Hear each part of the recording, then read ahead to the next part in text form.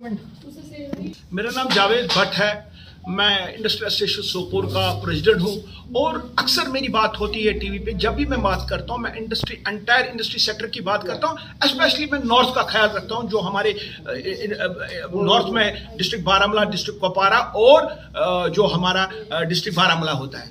तो आज की जो प्रेस कॉन्फ्रेंस मैंने बुलाई, मैं मजबूर हो गया जम्मू आने के लिए, क्योंकि मुझे लग रहा है कि जो मैं कश्मीर से आवाज दे रहा हूं वो मुझे लग रहा है कि जो हमारे ईमानदार लेफ्टिनेंट गवर्नर है उसकी कानून तक ये नहीं पूछती है। तभी मैं मजबूर हो गया आज जम्मू आने के लिए। मेरी जो प्रेस कॉन्फ्रेंस है 2-4 पॉइंट पे।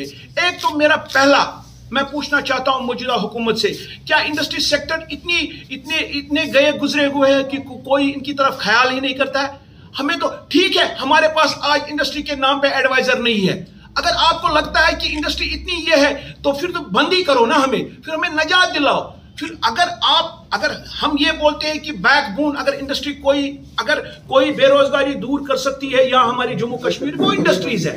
आज की डेट में भी 15% से अलावा हमारी यहाँ पे लोग बेरोजगार है। मुझे नहीं लग रहा है कि मौजूदा हुकूमत कोई सीरियस इंडस्ट्री चलाने में है। हमारी पेमेंटें बंद है, करीबन 2 साल से हमारी पेमेंटें बंद है। इन्होंने हमें लैंग्वेशन के नाम पे मुंगेरी लाल के हसीन सपने दिखाए, लेकिन आज की डेट में भी हमें पेमेंट नहीं हो गई। इन्होंने रिसेंटली, शुक्रगुजार थे हम मौजूदा हुकूमत के, इन्होंने जो प्रोविजनल रजिस्ट्रेशन जो हमारी इन्होंने एक्सटेंड कर दिया 31 जून 2022 तक, उसके लिए हम शुक्रगुजार हैं उनको। लेकिन साथ ही आपने कल एक्सेल शेयर पढ़ा होगा, साथ ही साथ इन्होंने बहुत इंडस्ट्री जम्मू कश्मीर की करीबन 500-600 इंडस्ट्री इन्होंने कैंसिल कर दी है।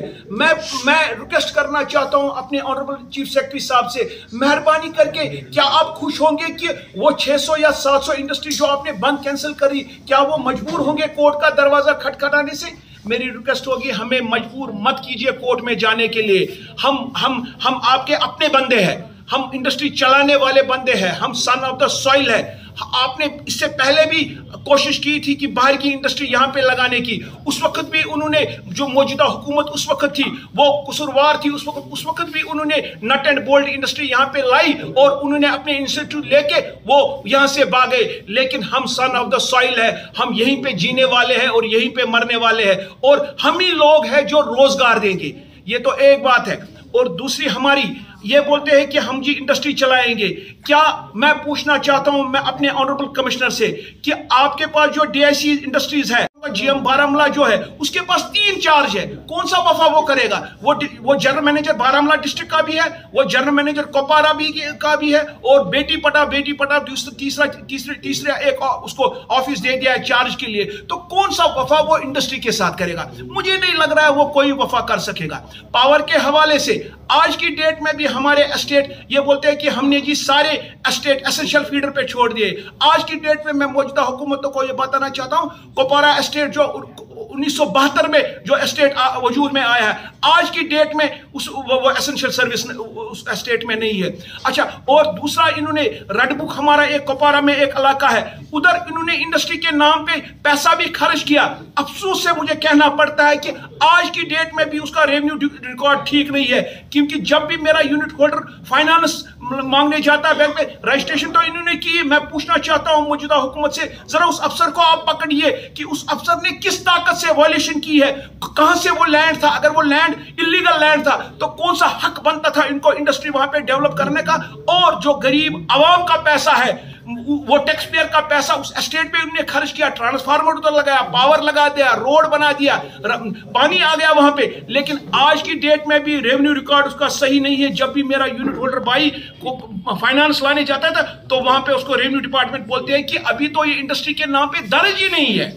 ये मैं पूछना चाहता हूं ऑनरेबल लेफ्टिनेंट गवर्नर साहब से। ऑनरेबल लेफ्टिनेंट गवर्नर साहब, हमें जो हमारे ऑनरेबल प्राइम मिनिस्टर है उसने तो हमें ईमानदार लेफ्टिनेंट गवर्नर दे दिया, लेकिन ग्राउंड पे जो जरा आप देखिए, आपको तो आज हमारी इंडस्ट्रीज तो हेडलेस है आज की डेट में भी, कि हमारे पास कोई एडवाइजर ही नहीं है।